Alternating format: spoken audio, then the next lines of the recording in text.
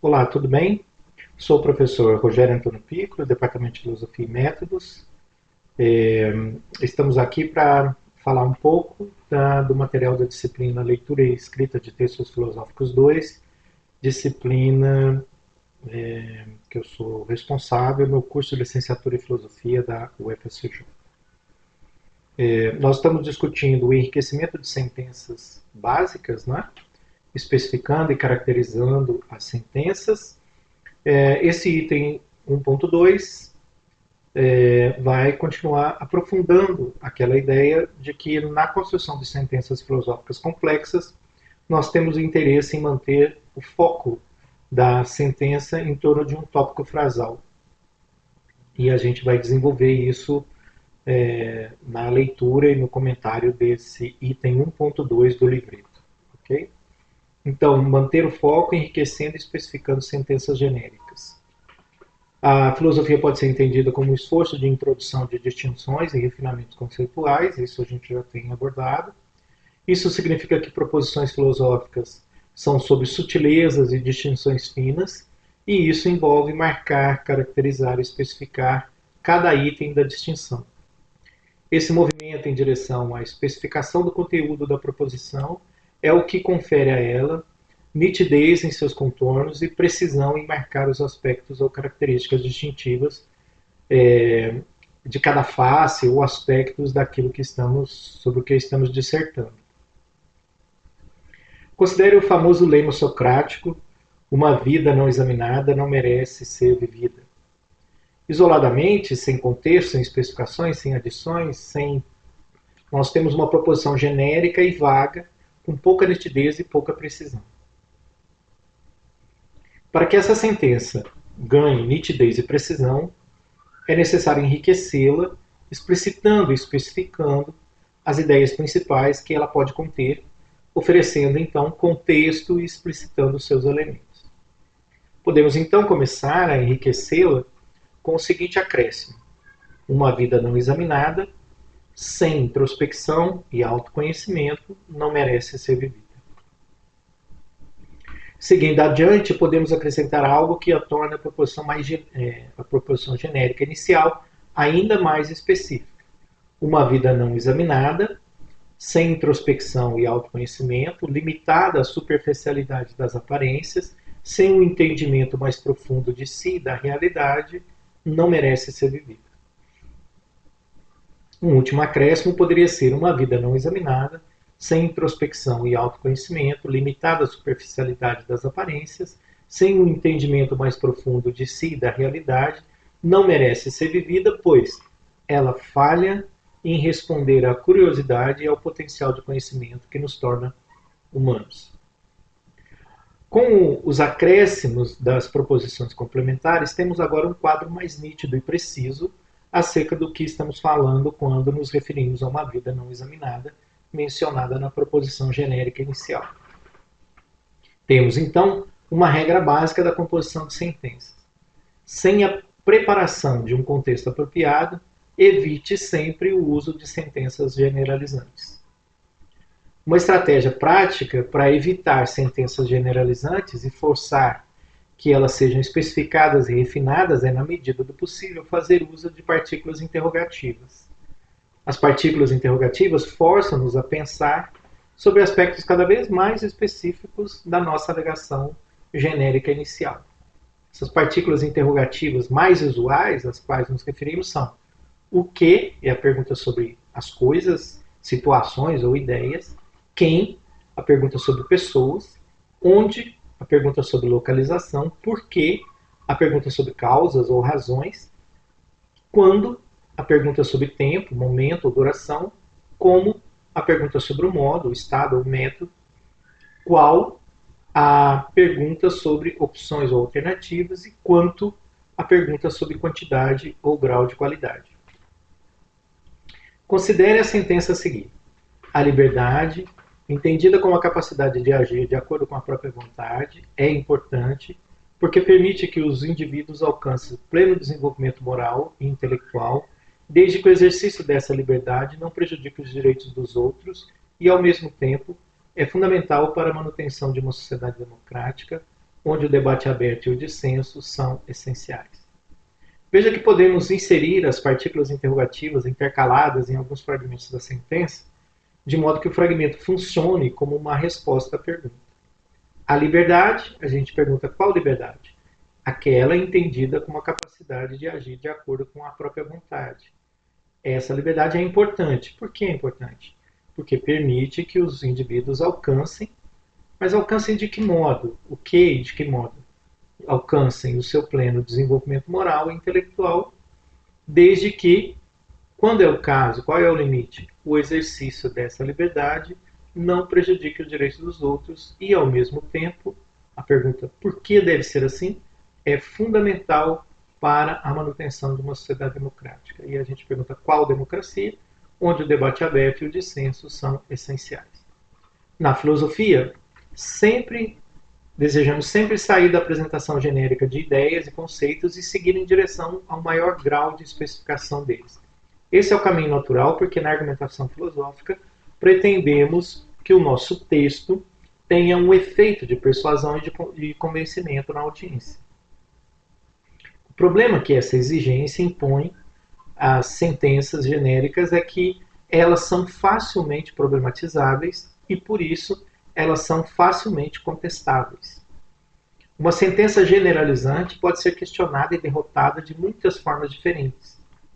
Além disso, basta que os nossos interlocutores apresentem um único caso que contraria a alegação generalizante para que ela seja derrotada. Veja, por exemplo, a sentença do sofista Protágoras, o homem é a medida de todas as coisas.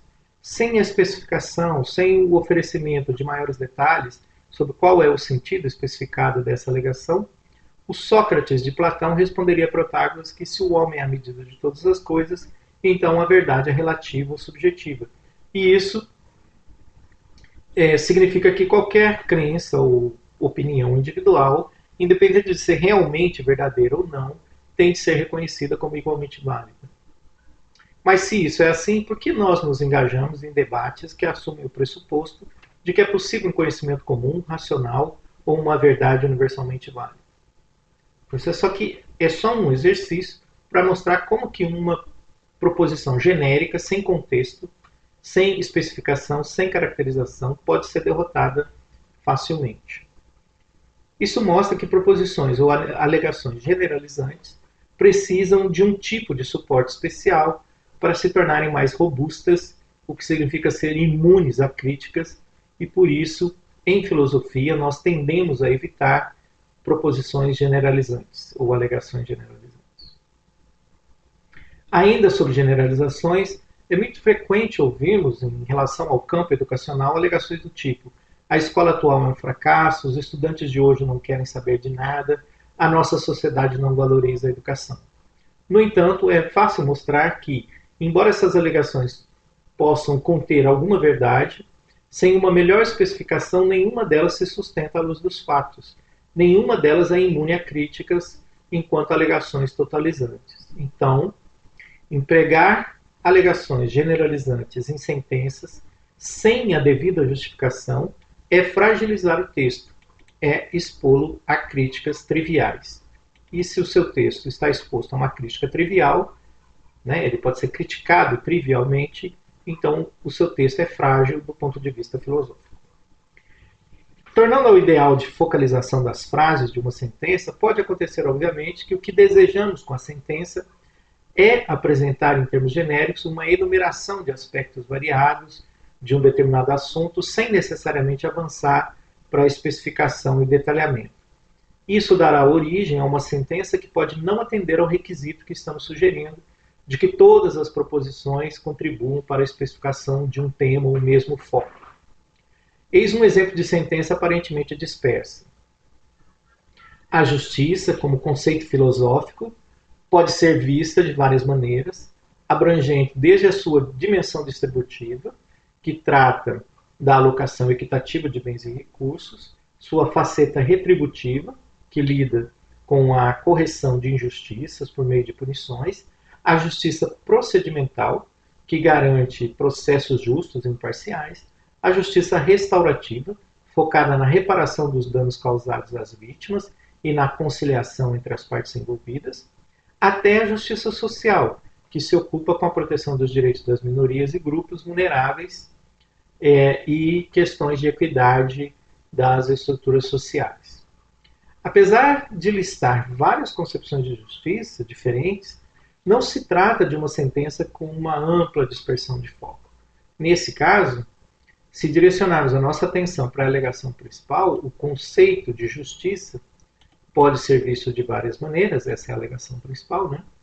Cada um dos acréscimos serve para ilustrar a proposição principal. Cada um dos itens acrescentados nos ajuda a esclarecer e a elucidar a ideia por trás dessa alegação. Cada um dos conceitos de justiça adicionados à sentença é um exemplo ou ilustração e contribui para o esclarecimento do tópico frasal da sentença. Então, embora não especifique, serve como ilustração, tá certo? Nos ajuda a caracterizar a sentença. Quais são as estratégias, então, né, mudando o item agora, item 1.3, quais são as estratégias para especificar e sustentar o foco das nossas sentenças? Isso que a gente tem dito que é o elemento principal aqui na estruturação de uma frase filosoficamente com nitidez e precisão. Uma primeira estratégia para avançar na especificação de uma sentença é incorporar proposições que contribuam para a definição do termo-chave da proposição. As proposições filosóficas contêm termos muito abstratos, verdade, justiça, bem, e definir esses termos pode aumentar a nitidez da proposição.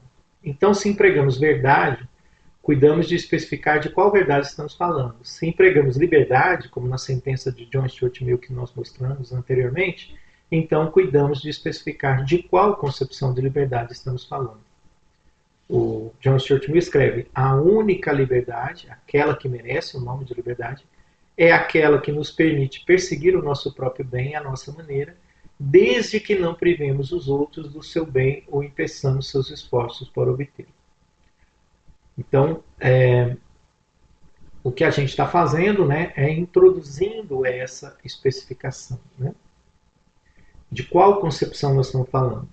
Outra estratégia interessante para evitar sentença generalizante é introduzir alguma informação do contexto que relaciona o conteúdo da sentença com debates, autores e correntes filosóficas. Por exemplo, a expressão "o homem é a medida de todas as coisas" aparece no diálogo platônico Teeteto, quando Sócrates e Teeteto estão discutindo sobre a origem do conhecimento e o que pode ser considerado conhecimento verdadeiro. Uma segunda sentença, questionando a posição de Protágoras, Sócrates levanta a crítica de que se cada indivíduo tem a sua própria verdade, então não há critério comum pelo qual a verdade possa ser julgada e comparada. A estratégia da maior importância na construção, enriquecimento e focalização da sentença filosófica é qualificar os alcances e o limite da alegação que a gente está fazendo, limitando a proposição a circunstâncias, grupos e situações específicas.